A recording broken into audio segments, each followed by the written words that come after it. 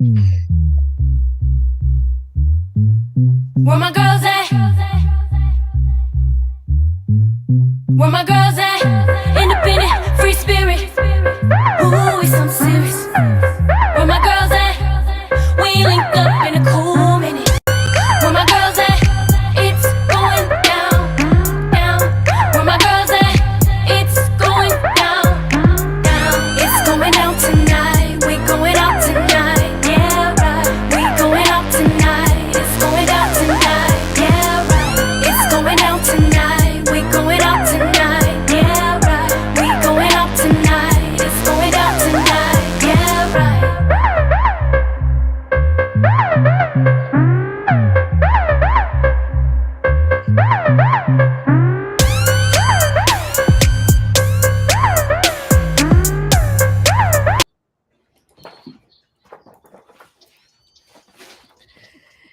It is time to link up. It is time to link up because it is time for We Got Issues. It is time for We Got Issues. Where are my girls at? Well, guess what?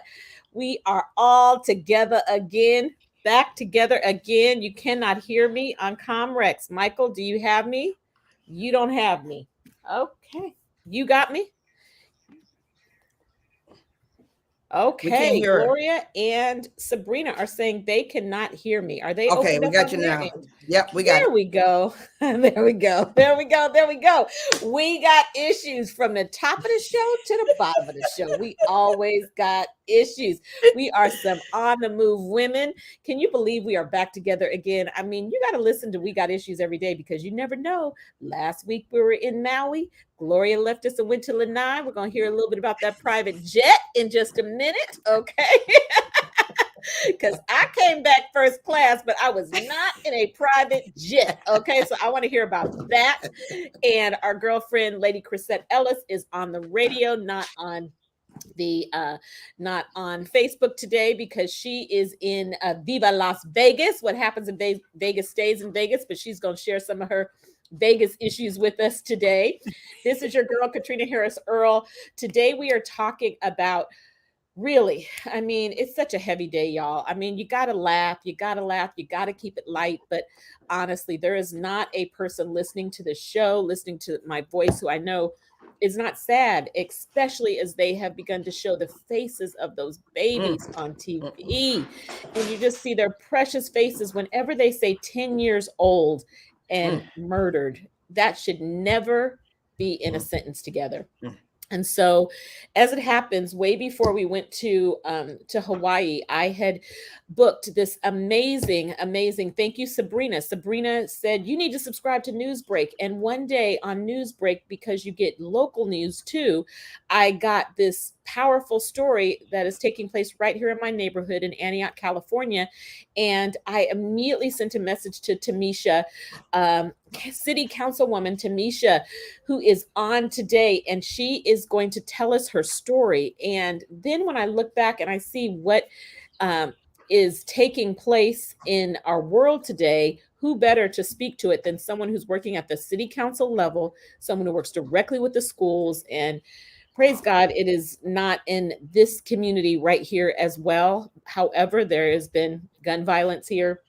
So we're going to talk about that today. So we are going to get to our special guest that you will love getting to know her story. And we'll talk about what is on everybody's mind today, Tamisha Torres Walker. However, before we get there, we're going to talk about some good stuff. So Gloria, Sabrina, Chrisette, how you doing? So Gloria, I'm going right to you. How's your tan? Okay, you have 5 more days in Hawaii than we did. My mama looked at your feet and she said, they are black. Okay. I said, it's a good thing, baby. It's a good thing. So how you doing, Gloria? Oh, my goodness. Mama Pert nailed it. She nailed it. That was my number one priority. My number one priority was to come back crispy. Everybody who sees me is supposed to say to me, where you been? Where you been? Where you been? Where you been? And, I have to stay out there for a minute. But it was an amazing trip. The final day, though, y'all, the final day was all day in the ocean. All day in the ocean. Kim was like, I can't believe you in the ocean. I mean, the waves were kicking and he was trying to teach me how to dive deep into the wave, and I got smashed. I thought my swimsuit was filled up with me, but it was all sand. It was sand everywhere. But I figured I'd microdermabrade my whole body with the sand. So that was fabulous. And then they brought us back in a private jet. And it was a exquisite jet. It wasn't just a jet, it was an exquisite jet. And to watch them with those kinds of seats, with that kind of service, when we got to Honolulu, they put us in this back room. I mean, you guys, we have to always go bigger because people are living differently than we're experiencing. They are living a life that's different than what we're experiencing. Y'all, the pilot put the luggage in the plane, took the luggage out the plane. He personally weighed it. He was like all over it. And it was a guy and a woman that, co-piloted the jet together. It was beautiful. What you see is different because you don't go so high up. So you get to see the landscape even better. It was wonderful. It was absolutely wonderful. We had a great time. Great time. Mm-hmm. We saw you in seat 1 and 2. Okay. We saw you. That wasn't blocking your view, but the pilot. I saw you. Make sure you're following her on social media. Go find that. Gloria, just one more thing. The room, your hotel suite in Lanai. I mean, honestly, I mean, you have stayed in some of the best hotels in the entire world. Who does that? Okay, the wood bathtub. Oh my goodness. Y'all, for real. Oh, and it was fabulous. It is a softer feel in a wood bathtub. That was crazy, you guys. They had all these lights that, it wasn't on and off.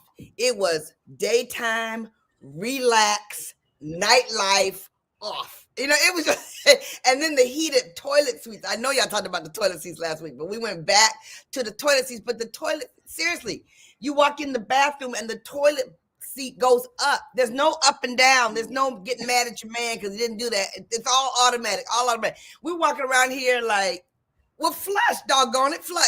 Ain't no flushing going on here in the bathroom. Self-serve. Look, they looked up the room. The room was about $4,500 a night for this room. Wow.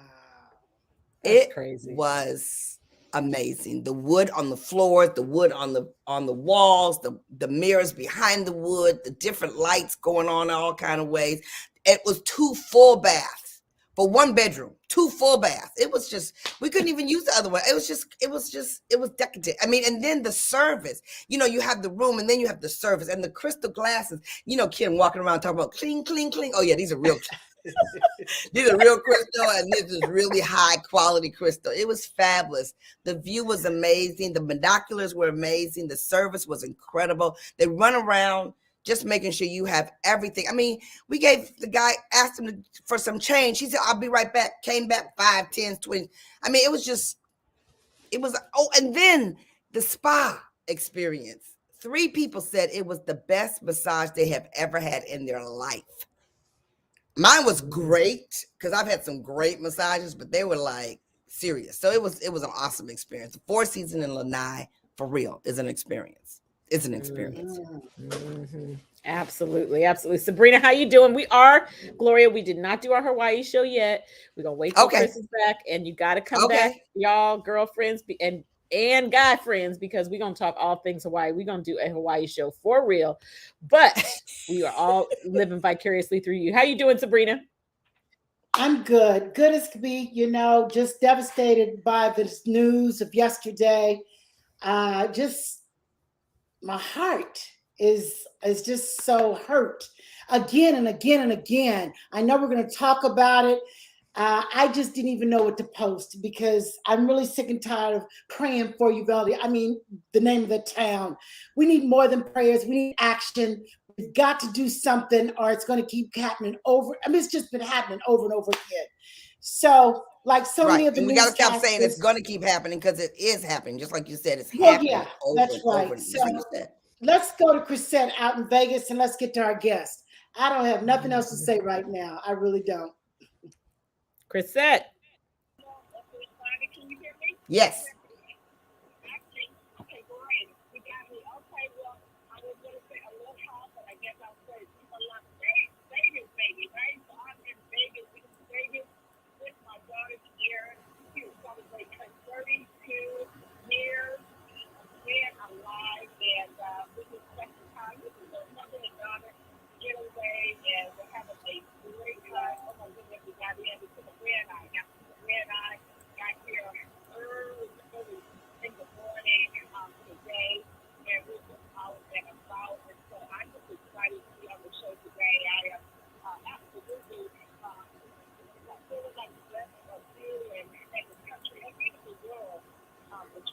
the loss of life. Sometimes so little guilty to be having, living your life and knowing that there are others that are in so much pain and are hurting. So I heard the prayers going to all of those families, members that, they disappeared to the school and, sometimes they were in the wrong places at the wrong time. But no, they were in the right place. But then something tragic happened to them. So we got to remember these families. I put myself in their situation, and I don't know. I mean, there's only so much that you can take, but we absolutely will keep it in prayer. So, Katrina, I'm going to throw it back to you because I am so excited to hear from your guests today. We have to do something about this gun violence.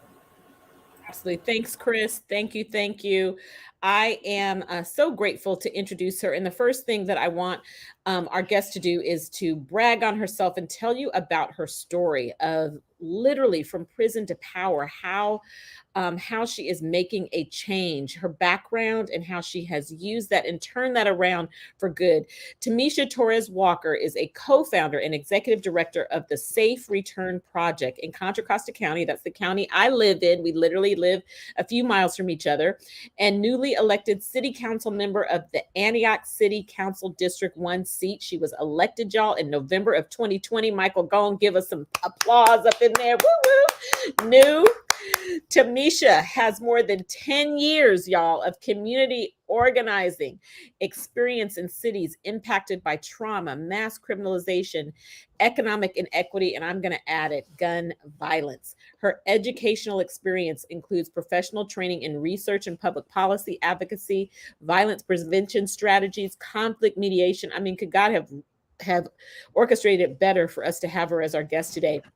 To reduce gun violence, and a bachelor's in psychology from the California State University at East Bay. We're going to talk about it all. We got a little bit of time right before the break as we bring her in, but we're going to hit on violence prevention, community empowerment, public safety, youth justice, and of course, all of this takes money. So we got to add some more money to the budget in every city for the right things. Can you go ahead and bring in our guest, City Council member Tamisha Torres Walker? Woo woo! Welcome to We Got Issues.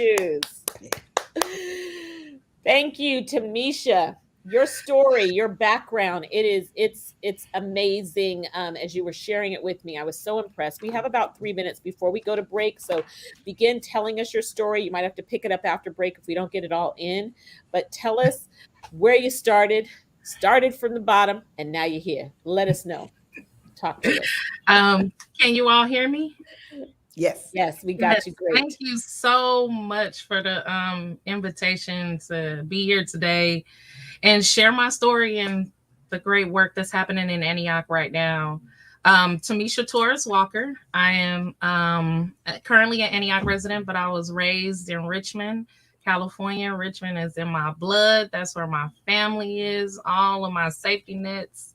And where my first activism started and where some of my first traumas happened. And so, I grew up, in the 80s and, my family was involved, there were guns, drugs, everything you could imagine that a young person should not be surrounded by existed in my life.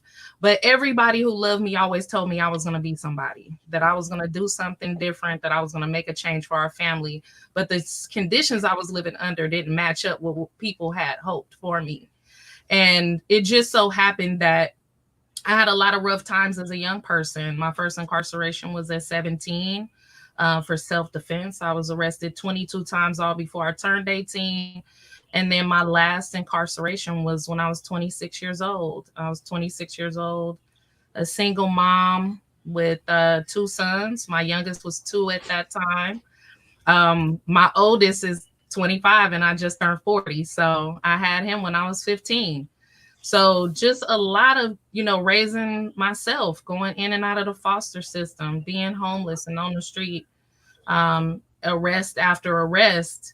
And things really went downhill even more after my brother was murdered. He was killed in 2005, shot 43 times, 3 times in the head in Richmond.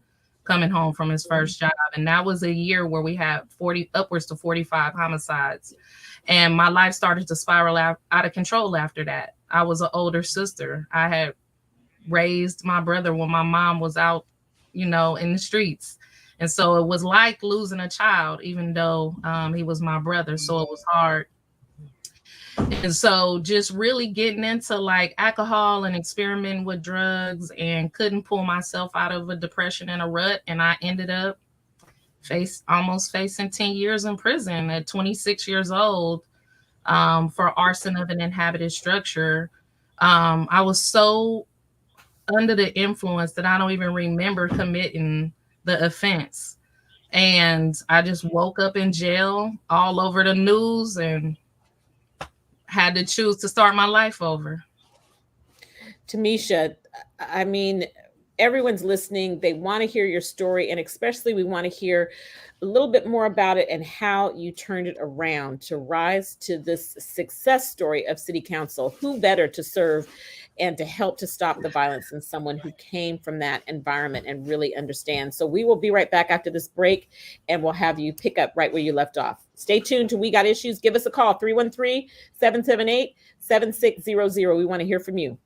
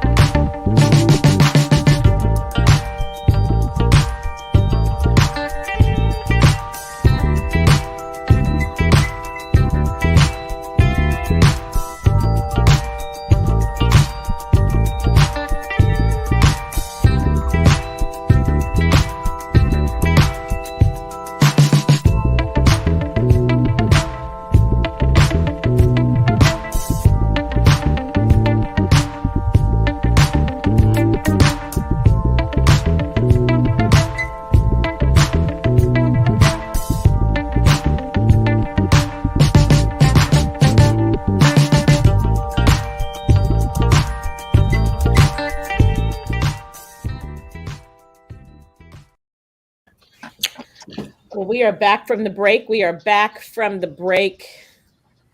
Tamisha, you have us listening in, and your story is a story that some people certainly that are listening in may have lived inside of that, but everyone who's listening in, this is the story that we know takes place. Those of you that are listening and not from an area familiar with California, Richmond certainly has amazing neighborhoods, but it is definitely a region and an area that's known for its violence. When I just listened, pulled these stats, y'all, honestly, when I pulled the stats for gun violence in 2022, I studied it for about 10 minutes because I couldn't believe this was for I can't even say 1 year because it's May. I literally Right. couldn't believe. I was like, are these really today is May 25th.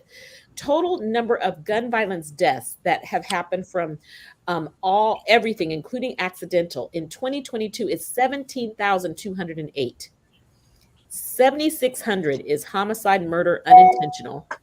9,500 suicide. It's 213 mass shootings. I mean, I just can't. 141 children killed and 299 injured. The numbers are unfathomable. And so before we talk specifically about what you're doing now, pick up where you left off, Tamisha, and tell us more about your story. Thank you. Yes, I think the first is like in organizing, we always say the first revolution is internal, right? And so the first work you have to do is on yourself.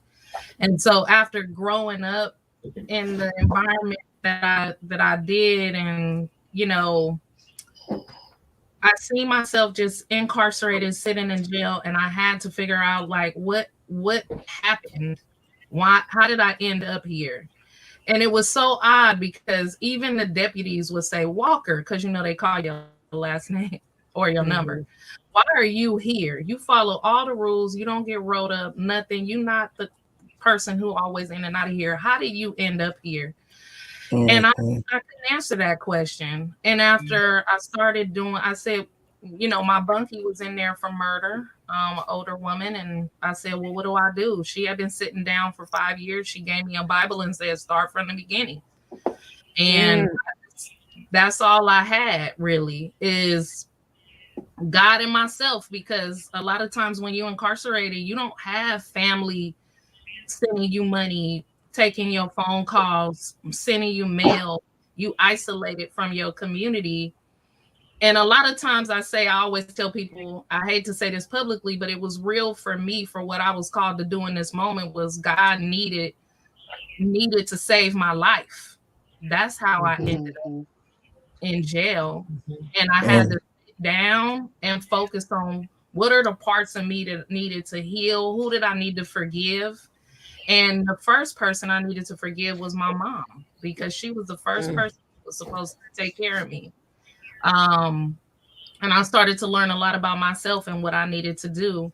And so I just did a lot of self-work, but I also recognized that trauma leaves a scar. So I'm going to always be triggered by every experience of the police raid in my house and police violence and community violence. And so how do I kind of live with those scars, but use them to rebuild my life for me and my sons? And so when I was released after a year with, a couple strikes and, took a deal, because who want to do 10 years in prison? It was just my first offense. My first serious offense, 26 years old. My public defender told me, you too young to you still have a lot more ahead of you. And so I took a deal, came home, did a lot more self-work, and started to think about, well, what do I want to do in the world? Because I can't go back there, and I can't allow the things that happened in my past to continue to control where I want to go in my future. And God just happened to put all of the right people in my path to help me make those decisions.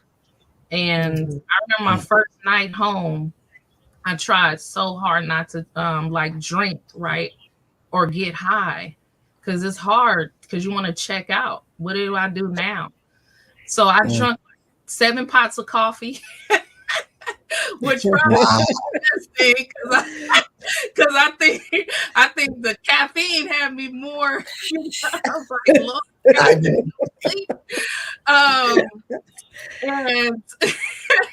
and that's some discipline. Yeah, woke I up the mean, next that's some opened, discipline.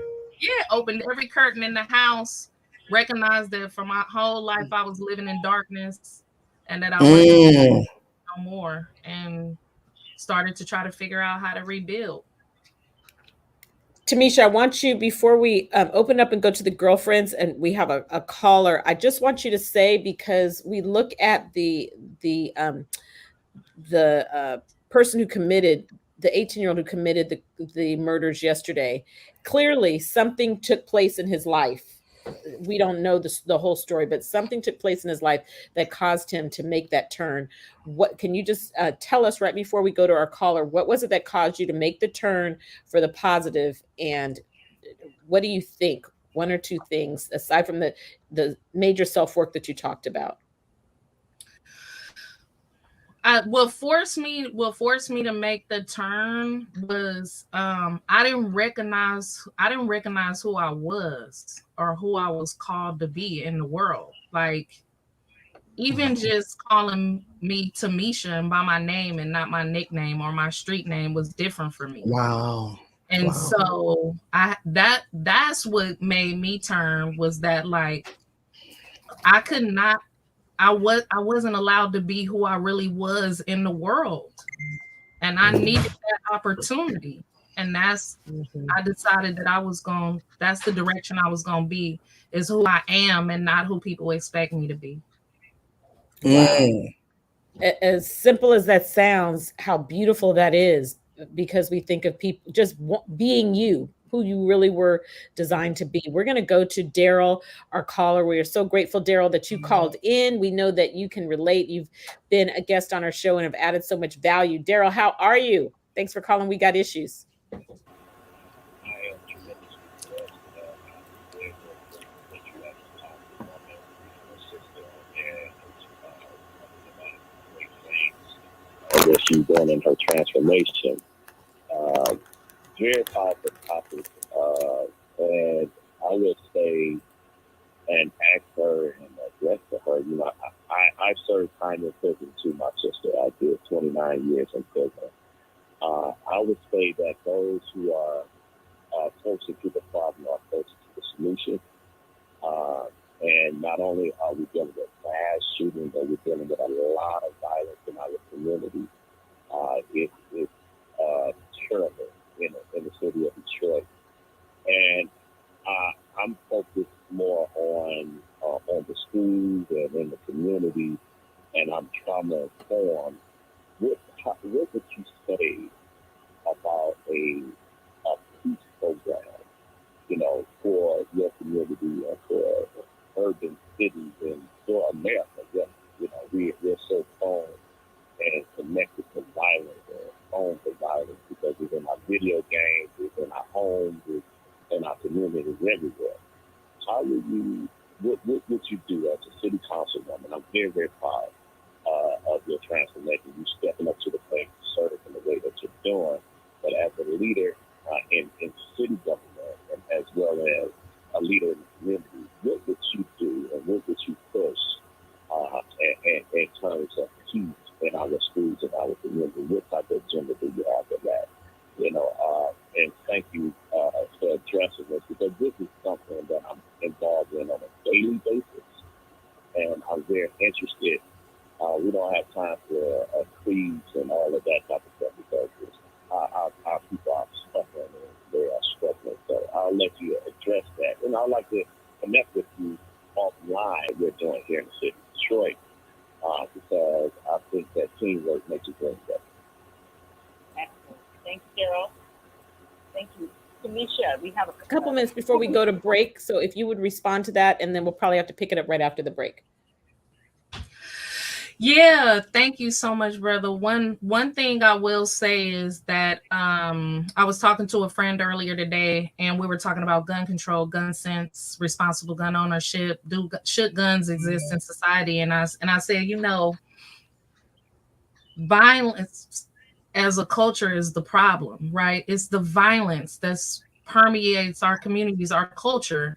If you took away a gun, I would use a rock. If you took away a rock, I would use a stick. If Wow. you took away The stick, I would use a knife. If you took away the knife, I would use my fist, because we have been conditioned to act that violence is how it just exists in society. Violence is the issue.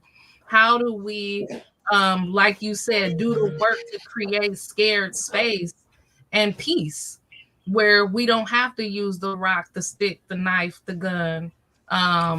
And a lot of that is going to take a commitment to real conversations about healing, especially for our communities who experience day-to-day violence, and our solutions. When we come back, I'm going to ask you, Tamisha, I know the Antioch City Council was working to seek a grant to help with gun violence because the surge in gun violence was up 40%. You guys, we're talking about this issue. 27 school shootings have taken place so far in 2022. It has to stop. And so call us 313-778-7600. We'll be right back.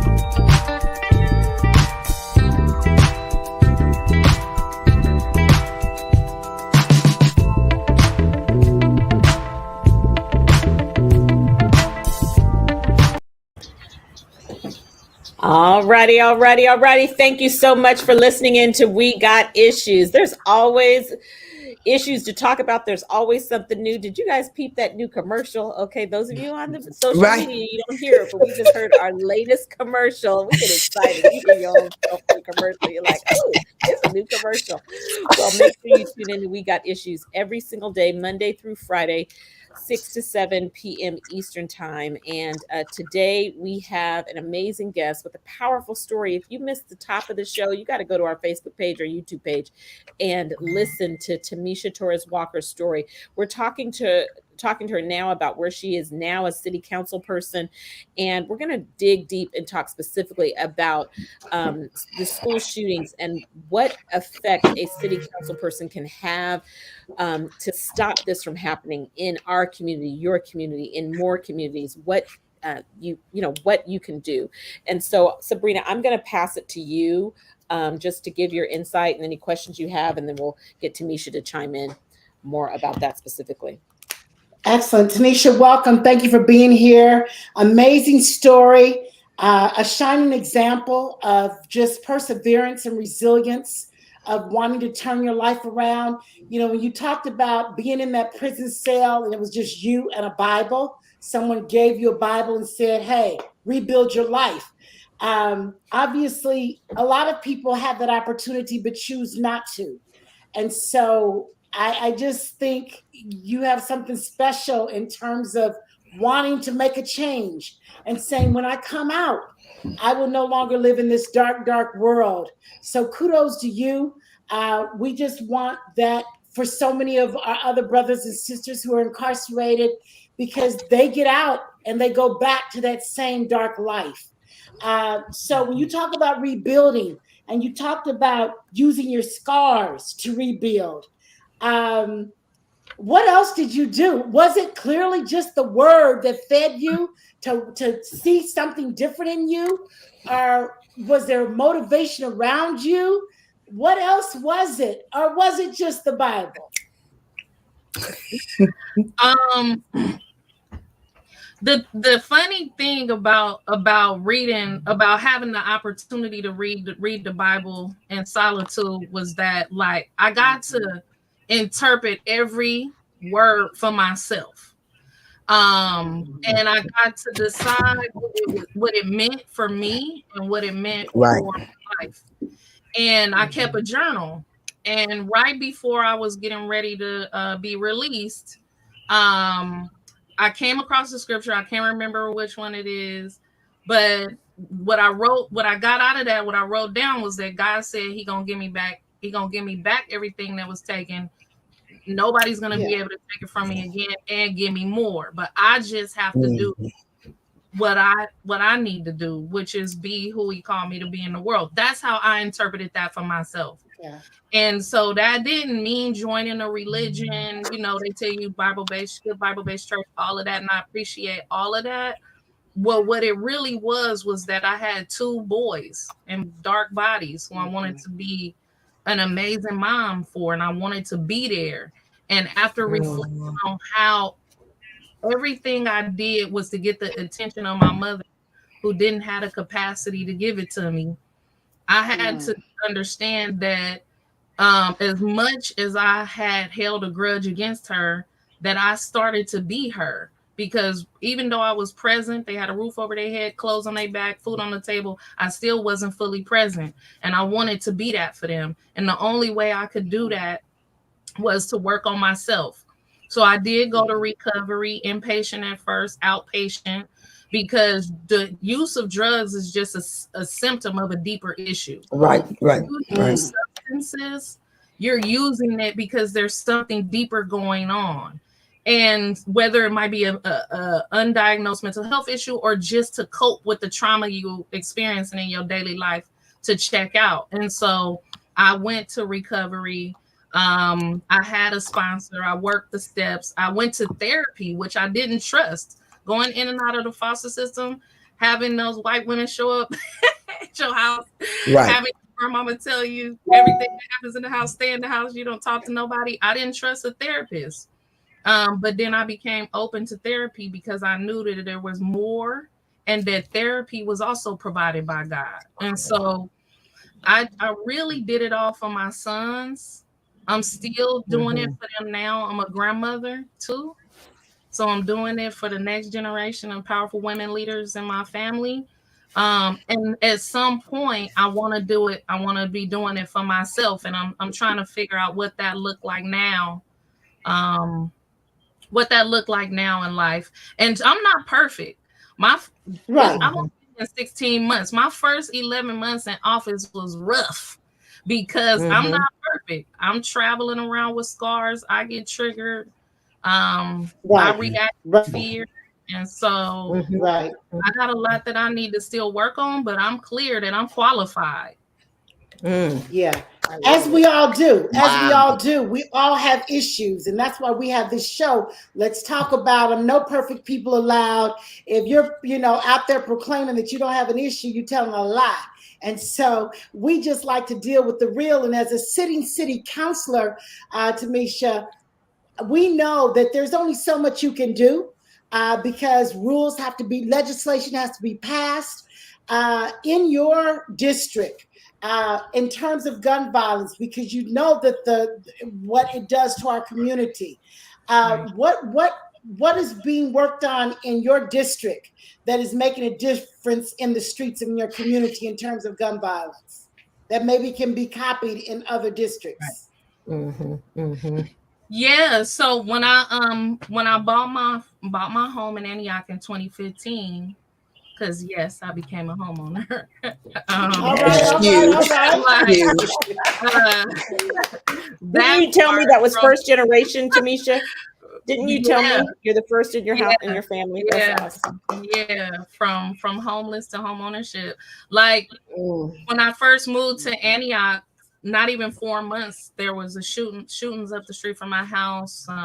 A couple years later, my son tried to go to the store with my granddaughter, and he almost was robbed. But before then, the city of Antioch has had issues around gun violence increasing and rising.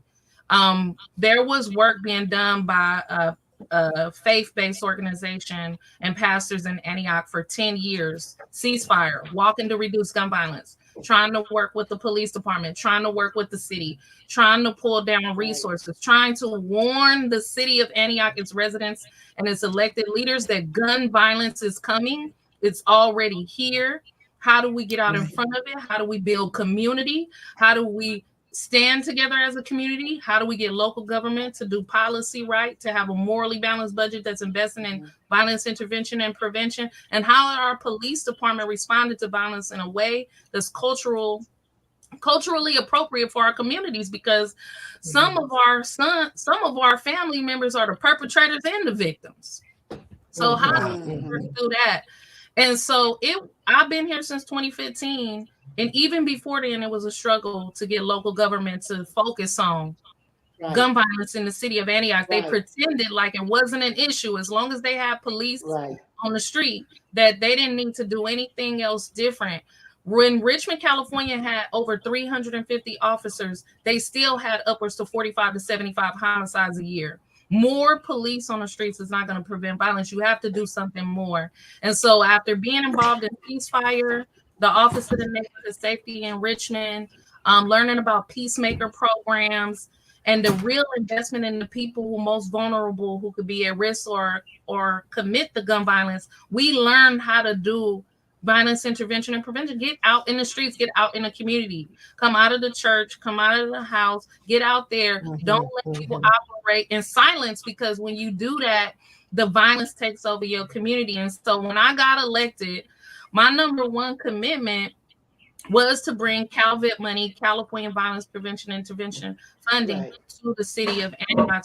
We can fund programs like Advanced Peace to target those individuals, reach out to them who are most at risk of being a victim or a perpetrator of gun violence, and say, what do you need to turn your life around? Or at the least, what do you need to not shoot in the community?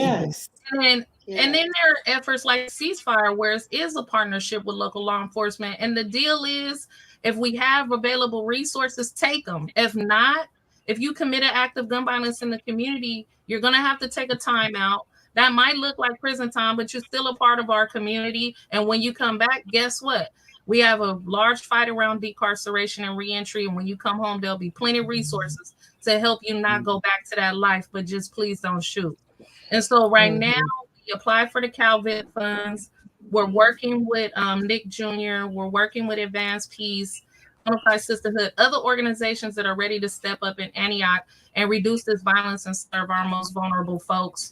We also have a new Office of Public Safety and Community Resources in the city, which I brought to the city because you need a place that's within the city that's so about pulling down resources to do violence prevention, intervention, and coordinate resources. You can't keep asking me to make a choice but give me no choices to make. And so I think Right.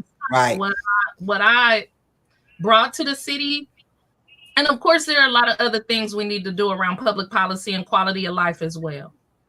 Ooh, that's a lot. That's a lot. Chrisette is on the line. She has a question. We have Larry and Robert who want to chime in. Gloria's coming in the conversation. We're going to fit it all in when we come back from the break before we finish. We got issues for real. I mean, we really have issues, but this is what I know. Issues can be solved if you're committed. So stay with us. We'll be right back.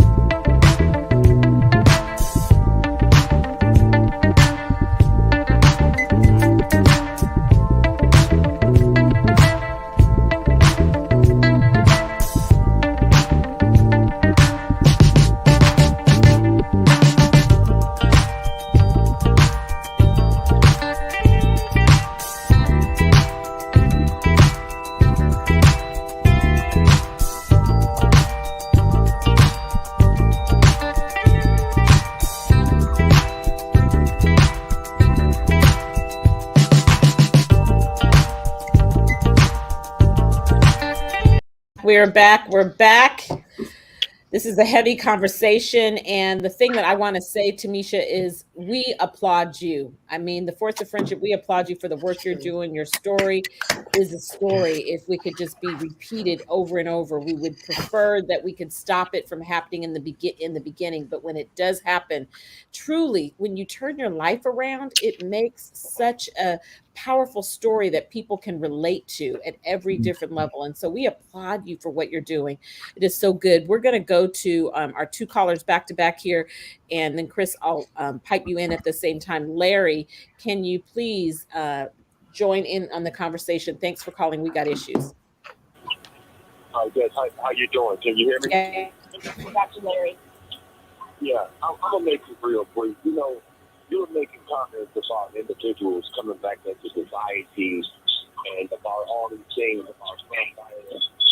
You know, it's really something that is really a mental condition. You know, these guys out here opening fire on second and third. Larry, do you have your radio on? It sounds like your radio's on. If you okay, all right. You can make it brief. It's hard to hear you. So please keep talking. Okay. Well, can you hear me good? Yeah, we got you. There's just a little feedback. Okay. You know, these individuals opening fire on 6-year-old kids. I mean, there's nothing that you can do to stop that because they're not going to do gun control, and it all boils down to cowardice and mental illness. And these things constantly happen on a regular basis, and it's sad. It's sad.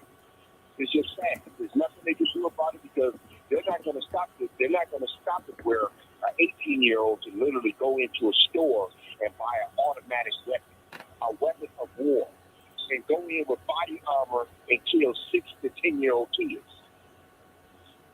I mean, try to put your brain on that. This stuff happens every other month, and yet they sit there talking about gun control, and they're not doing nothing. And then the worst thing about it is they have instances where the guys are giving warning signs that we're about to lose it and go off, but yet they still don't. We're in trouble. Larry, I want to thank you for calling in, and I know that any good gun violence policies, whether they're at the federal level or any level, has got to include, I think everybody agrees, funding around mental health and definitely funding around the alerts, the things, social media gives you alerts. There's all different ways. And how is that handled to stop someone from being able to purchase a gun or to do a house visit or whatever that looks like? How can we navigate that legally? And then we've got to even think about if it goes all the way up to the Supreme Court, we have to have a Supreme Court that will uphold a righteous gun laws that will handle this. Thank you so much, Larry, for calling in. I'm going to jump right over to Robert. Robert, thank you so much for calling. We got issues. We appreciate your story as well. Thank you, Robert? Yes, I am. Thank you. I'll make this real brief. Thank you guys for the opportunity to speak. And I would like to say congratulations to Tamisha for all of the things she's overcome and all the things she's accomplished. But I'll make this quick. One of the things that I feel that contributes to a lot of the things that we face today in terms of the violence from individuals is the trauma that a lot of people experience. So my question to Tamisha, as it relates to the work she's doing in her community, has there been any program looked at or implemented in terms of addressing a lot of the trauma that a lot of the youngsters experience at home, and looking at ways to help them transcend that and channel the anger, frustration, or whatever emotions that they're dealing with in a way that prevent like the violence that they're dealing with today? That's an excellent question, Robert. And Tamisha, you referred to trauma that you personally experienced. Can you answer his question? Yes, can you hear me? Yes, we got you. Question, the first thing I had to realize that I experienced trauma. And so one of the things is that it's complicated because there are organizations out there who are helping. They're in the trenches. They're in the community. They are the people who at one point were a part of the problem, but now are part of the solution. And they are using what we all call trauma-informed practices. But what are trauma-informed practices? And do folks understand the language of trauma? For me, I didn't know that violence wasn't natural. I didn't know that the way that I was living in my family and in my household was abuse and was trauma. I thought that was life, that's what it was, and that's how it was. Until I learned that actually, no, it is not natural. It does not have to be that way. And that I wanted to have the power to change it, right? And so when I say when we have programs that are working with young people, and we're talking about community violence, right? We're not even talking about the mass shootings, because in my opinion, that's something else. That's something else. And somebody said to me today, it was like, oh, well, he was a person of color. Well, people of color could be co-opted into white supremacy and can also carry out acts of violence that are absolutely evil and not particularly for nothing other than to serve white supremacy, patriarchy, and capitalism. I'm very clear on that. I'm clear on what the mass shootings are about and what we have to do to handle those. And I'm also very clear on what we should be doing in our communities. And the first thing is people have to understand that what they are experiencing is trauma, and that it is not natural.